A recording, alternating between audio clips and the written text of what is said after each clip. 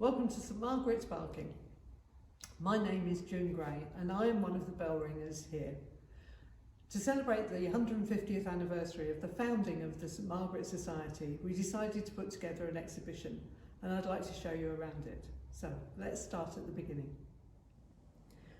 This first panel describes the first ring of bells at St Margaret's. The original ring contained 5 bells. The oldest bell was recast in 1756 and is the 7th bell in the current octave. Some of the bells were cast by an Essex bell founder called Robert Caitlin. Others were cast at the Whitechapel Bell Foundry in the 1880s. All of the current 8 bells still sit in the original oak frame. Over the years, the bells have been refurbished, with the last rehanging in 1974. At that time, the bells were retuned, but unfortunately the third couldn't be tuned, so it was recast in 1978 and called the Silver Jubilee Bell. The next part of the story concerns the ringers who were instrumental in the creation of the St Margaret's Society. Nearly all the leading figures in the early years of the Society were members of another guild.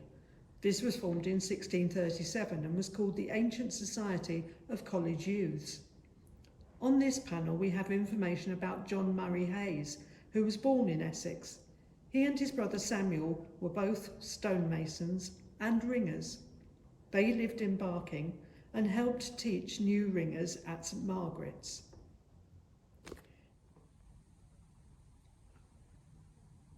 In 1871, Robert Sewell and Edward Davies are credited with forming the St Margaret's Society of Change Ringers.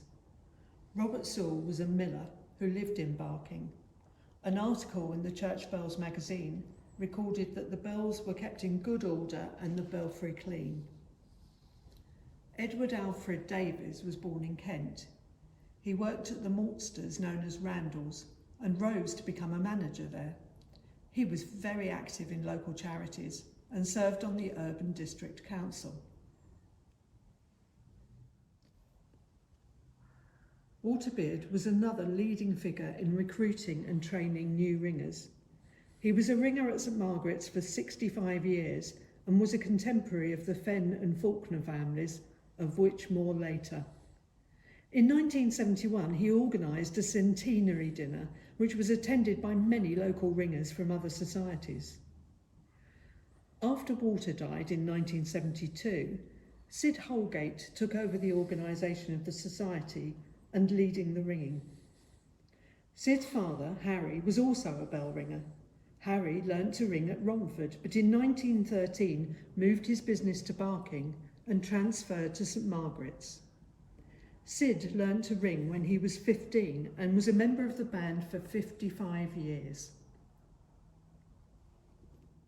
The next panels show many of the families that have rung the bells at St Margaret's over the years. First, we have the 3 Fenn brothers, Roland, Ernest and Robert, who was known as Caleb to the ringers. All the brothers were born in Barking between 1876 and 1881. Roland was a gas fitter and latterly a crane driver. Caleb held the position of steeple keeper, which meant that he had the responsibility for keeping the bells in good order. He also wound the clock every week for 60 years. He was described as a colourful character. Ernest, or Ernie to his friends, was devoted to ringing and was a member of the St Paul's Band for 50 years. He worked hard to keep bell ringing alive during the Second World War, when the bells were mostly silent. Another family who were ringing alongside the Fenns were 2 brothers called Thomas and George Faulkner. Thomas Faulkner followed his father to work at the maltings. He started learning to ring at 18 and considered it a great reward for a duty well performed. Being tall, he was described as a forbidding figure in the ringing room. He and his brother George were born in Grays, Essex. George Faulkner joined St Margaret's through his friend Ernest Fenn. He also worked at the maltings.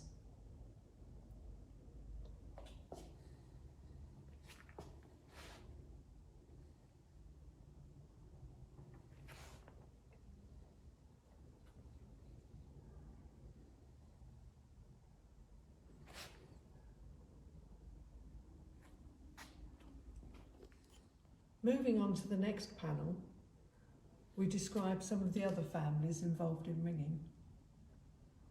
Alongside Sid, his daughter Norma learned to ring, and she introduced her husband Robert to bell ringing. Another family who played a big part in the society are the Petchy family. Ron learned to ring in the 1950s. He and his wife Joyce and sons Martin and Philip supported the band for many years. The Etches are another of Barking's families. Mickey, his mum Julie, Dad Kevin and sister Sarah all learnt to ring. Mickey then brought some friends, John and Matt Stokes, along, and this brought another family to St Margarets, because Matt encouraged his mum Beth and Dad Mick to ring. Clive Bryant met Andrew Bond through a youth organisation and introduced Andrew to bell ringing. Andrew encouraged his 3 children to ring, and they are a part of today's band. The next panel celebrates the special events we have run for.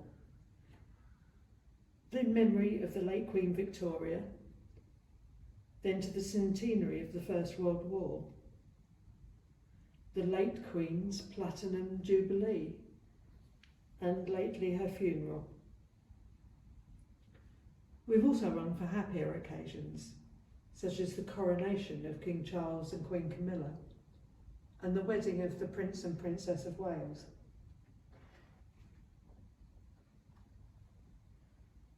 On other occasions, the band have rung for a twilight concert, joining in with the 1812 overture.